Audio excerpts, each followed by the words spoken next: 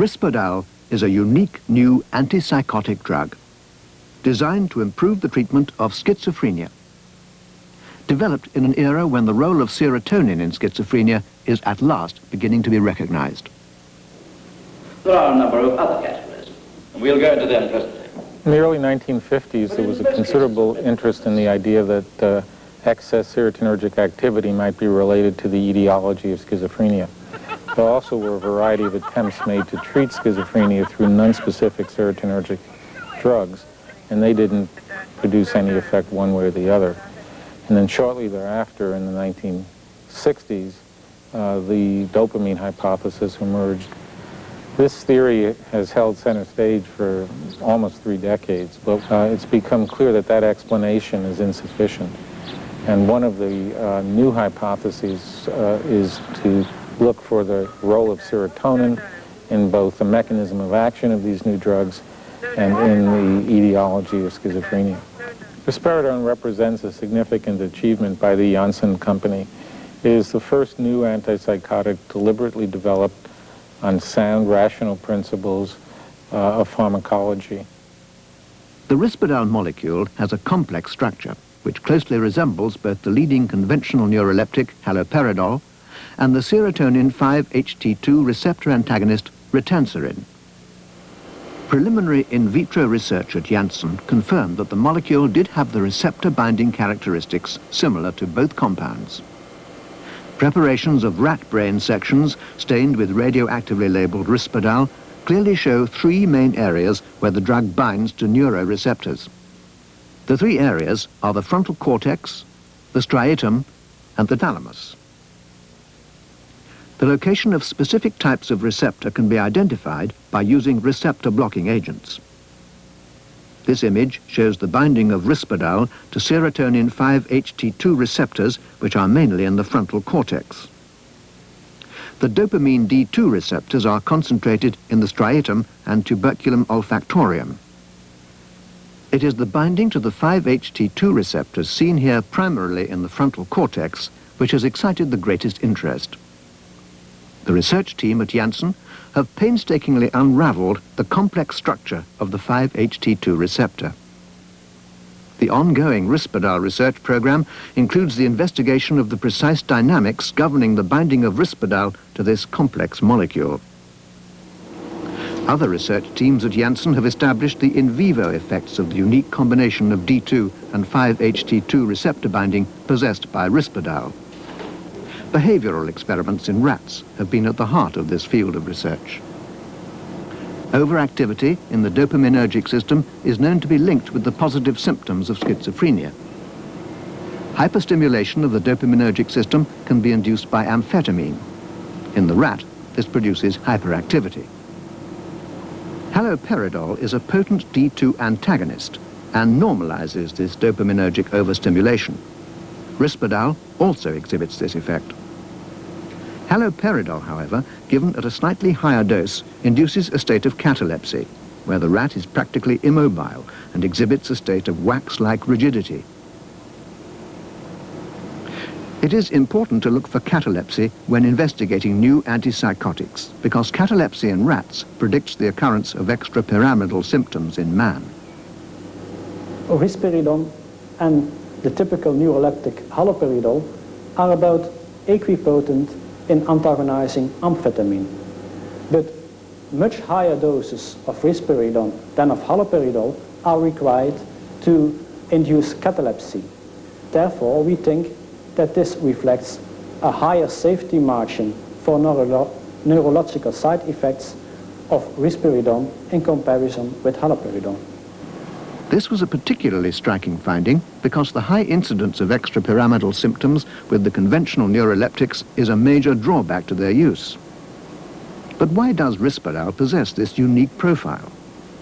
The answer to this may well lie in the balance of its D2 antagonism and its 5-HT2 antagonism. Lines of investigation at the present time go more into the direction that thanks to this interaction between the serotonergic and the dopaminergic system, we can provide the control of the fluoride symptoms by a lower level of D2 receptor occupation than was usually necessary with the classical neuroleptics. Not be helped with one drug or the other. So the addition of the less likelihood of disturbing EPS. So, preclinical studies suggested that Risperdal is a powerful antipsychotic which will be much less likely to cause extrapyramidal effects at therapeutic doses than haloperidol. These predictions have now been borne out worldwide in 2 of the most extensive clinical trials of an antipsychotic agent ever conducted. They were called Study 024, or the multinational study, which was a worldwide study, and Study 025, or the North American study, which was conducted in the USA and Canada. Both trials used in fact the same protocol. It were international multi-center trials with a double-blind parallel group design. All patients had a DSM-3R diagnosis of chronic schizophrenia, and they had to have a certain level of psychopathology before they could enter the trial. The difference between both trials were in fact the different treatment groups applied. Study 024, which was performed in Europe, South Africa, Mexico, Argentina and Brazil, used 5 different Risperdal treatment groups. Risperdal 1 milligram, 4, 8, 12 and 16 milligram, and haloperidol 10 milligram.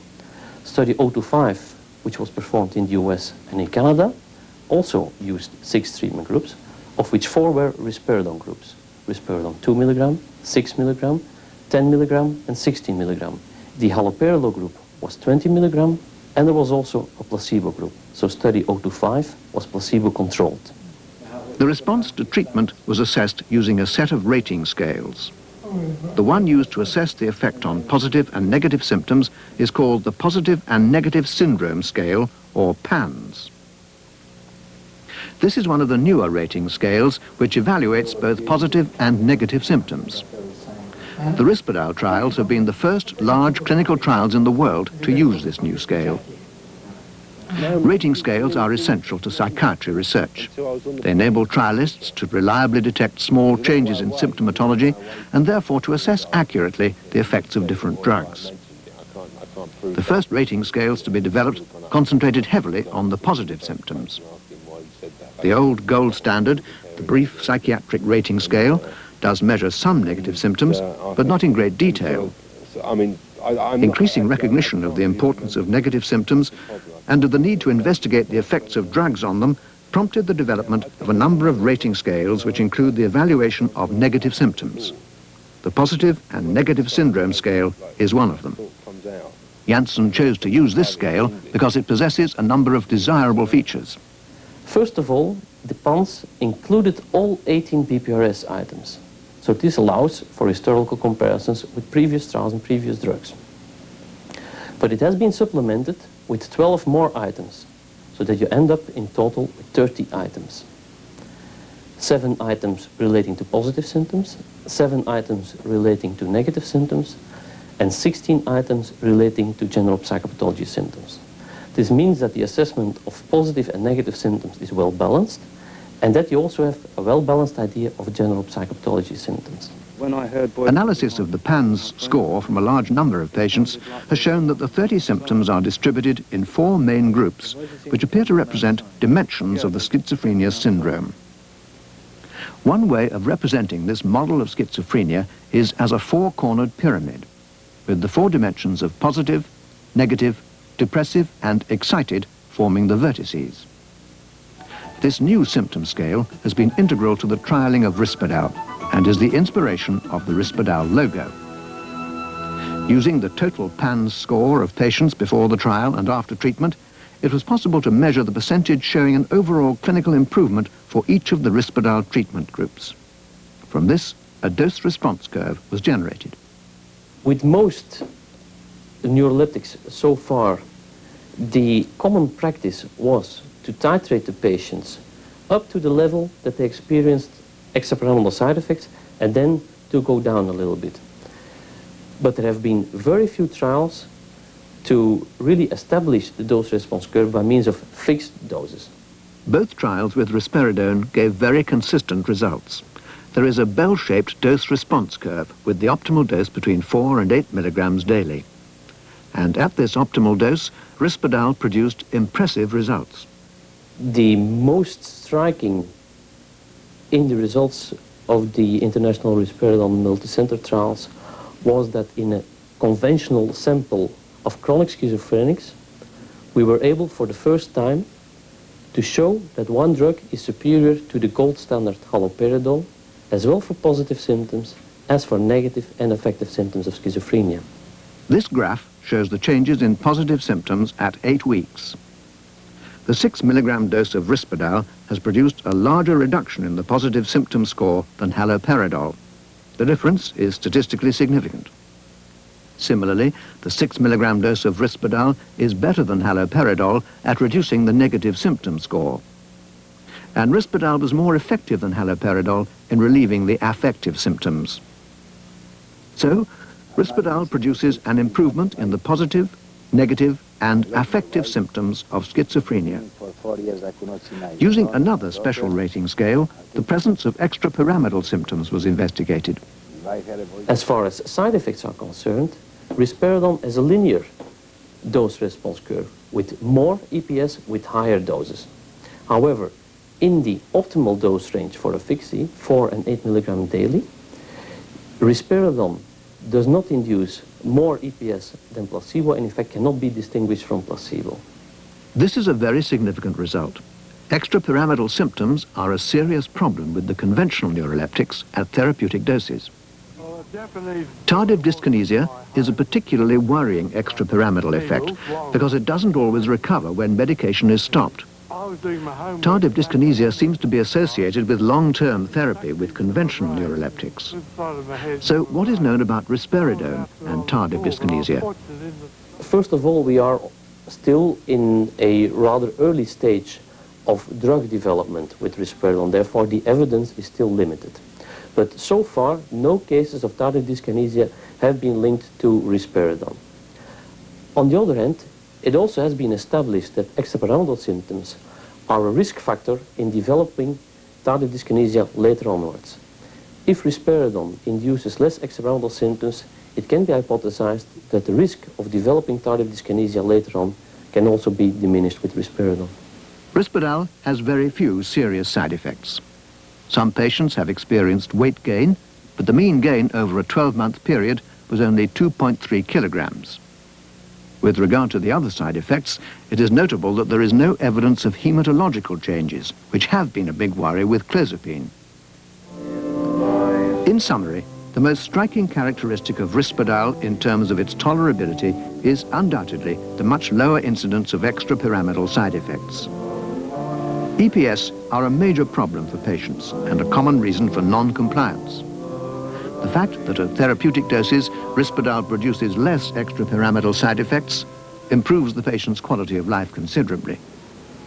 It may also mean that their compliance with taking their treatment is better. Professor John Kane explains.